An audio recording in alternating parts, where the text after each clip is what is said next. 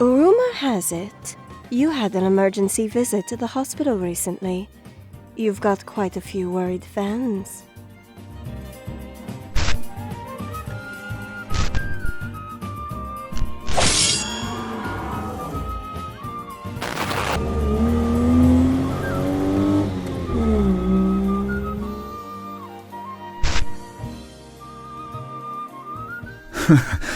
Now, that's an interesting question. I'm here, aren't I? Mira no más. No injuries, as you can see. So, you can let my fans know I'm all good, yeah? I'm sure they'll be relieved to know. I'd hate to learn that Bougainville's sweetheart also fell victim to the animal attacks. Well, as you can see, 𝓘𝓵𝓪. Nothing to worry about, yeah? Now, if there's nothing else, I believe I have more adoring fans to get their drinks. No soy un papa frita, as they say.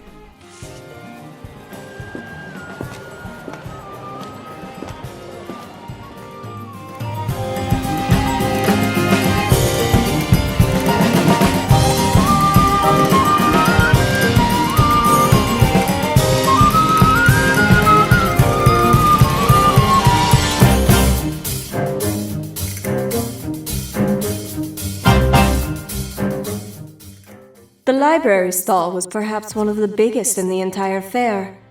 Unsurprising, seeing that the university was responsible for organizing the big charity auction happening later that night. But I hadn't expected it to be this crowded.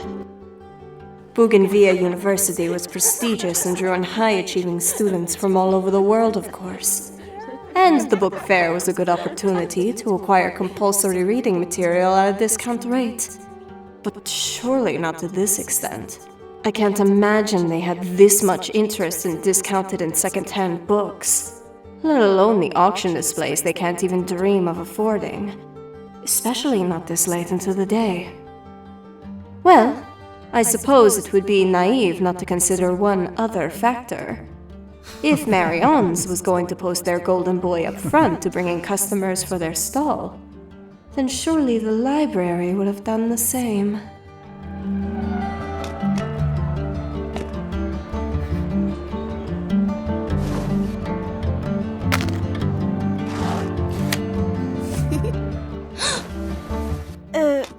Pardon, monsieur? Can I help you, mademoiselle? I've lost my phone. I had it when I came in, but now I can't find it. I think I may have placed it somewhere and forgot about it. Or maybe I dropped it somewhere when I was browsing. Oh, do you, remember where you last had it? I remember I still had it when I was going through the romantic fiction table. Follow me. Et voilà. Oh, merci beaucoup, monsieur. Hopefully you find it, but if you can't, then, just let one of the other assistants know. We'll file a missing items report. I will, thank you.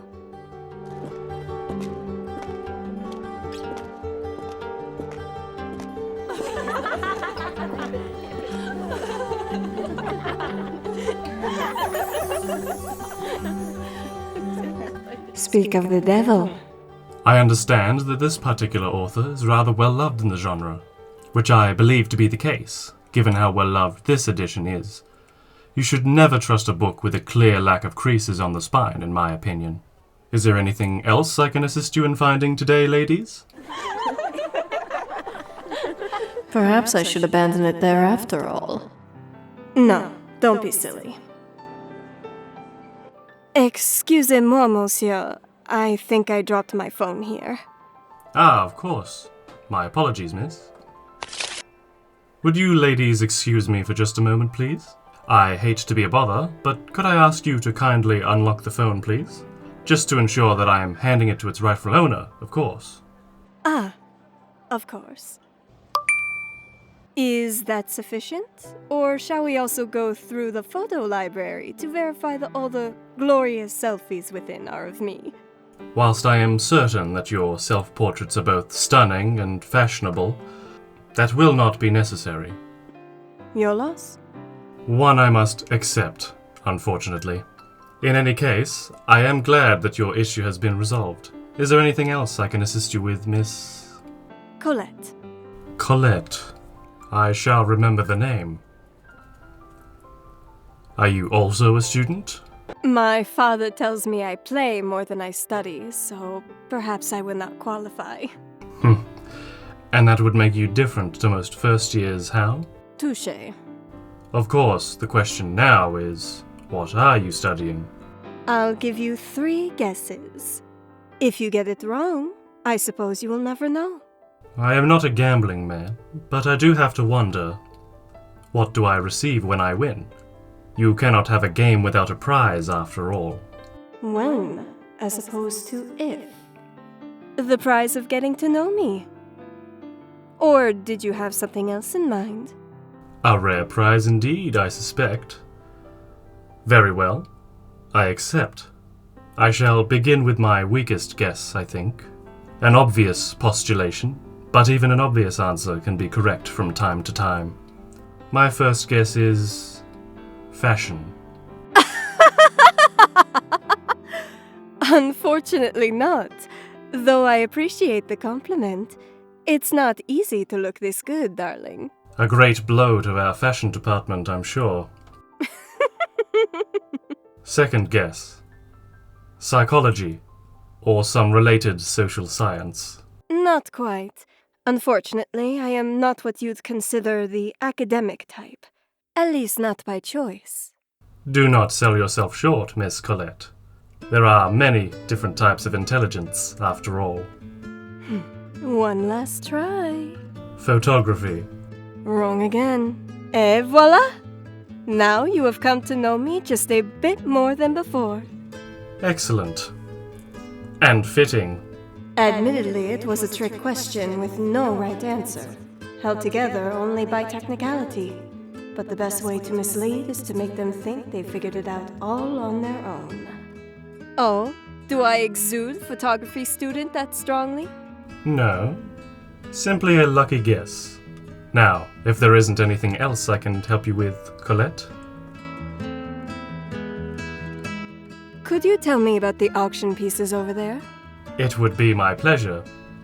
We can discuss the details for collecting my prize later. I thought we'd agreed that your prize was getting to know me. Surely my end of the agreement is fulfilled? Why, Miss Colette, you wouldn't attempt to cheat your way out of paying your wages, would you? I suppose not. Was that a wink? But for now, let us focus on the matter at hand, yes? You strike me as a woman who does her homework. Unlike many of our student body, I must confess. Let's start with what you know and go from there.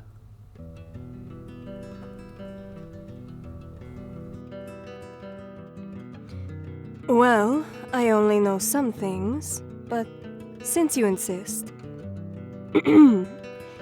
Here we have the original handwritten journals of Olivier Bougainville, founder of the Bougainville Foundation, and the town of Bougainville itself. These journals documented his journey and study of the unique electromagnetic fields native to this area, which were later presented to the scientific community and earned him the accolades and funding he needed to begin his research foundation, which still flourishes as his legacy today. That's about it, but please hold your applause. Some things indeed, Miss Colette. Very impressive. I've not met one person who is not a senior citizen who knows the town's history so well. Have you also an interest in obscure history, I wonder?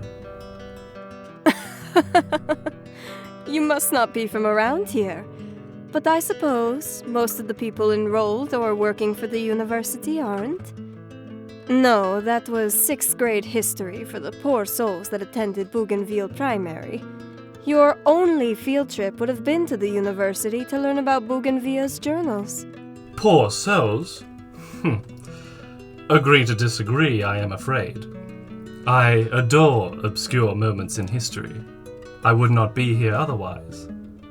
remind me to tell you the story of Galerius, Roman emperor and cabbage merchant, one day. I'd be a fool to miss out on that, I'm sure. What a nerd. Of course, now I have to ask how long you've been working here. I doubt they just let anyone handle such priceless artifacts. 6 months, I would say. I originally transferred from Oxford University, where I was attempting to make a name for myself in the restoration field. Apparently, I succeeded. That explains the accent and the disposition. Since the restoration team is taking a small break after this project's completion, we are all somewhat between work. And being the junior member of the team, when one of the public-facing workers went on maternity leave... Not that I am complaining. Public-facing customer service is an important part of any librarian's skill set. So I am treating it as an opportunity and a way to avoid similar duties in my future. My Carter, I didn't take you for the type to play hooky.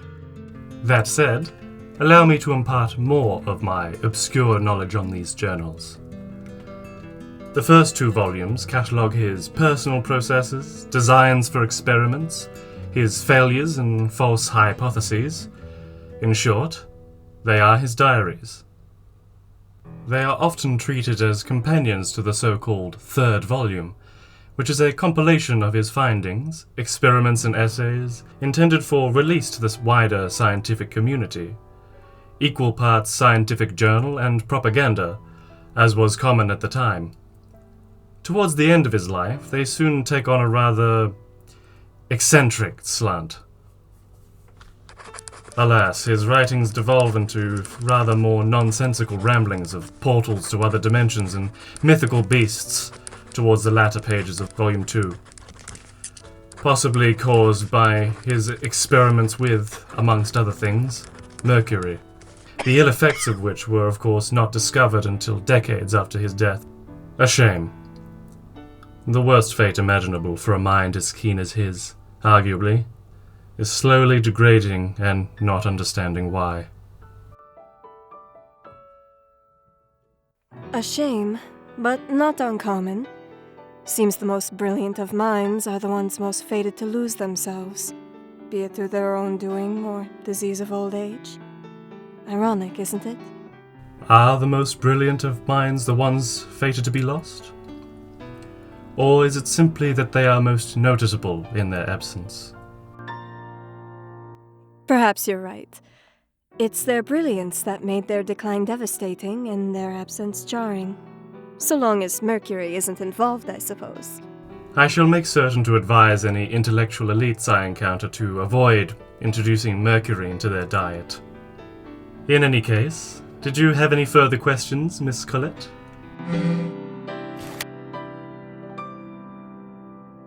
Unfortunately, duty calls. I believe I've taken up enough of your time. Thank you for your help, Carter.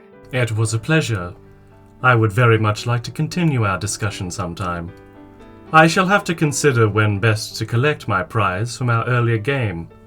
I find it much easier to get to know one another over a nice, relaxing cup of tea, if you are interested. I suppose I do owe you that. I'll text you?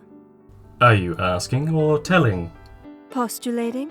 In that case, I wish you a satisfying conclusion. I hope you have a lovely evening. How old-fashioned.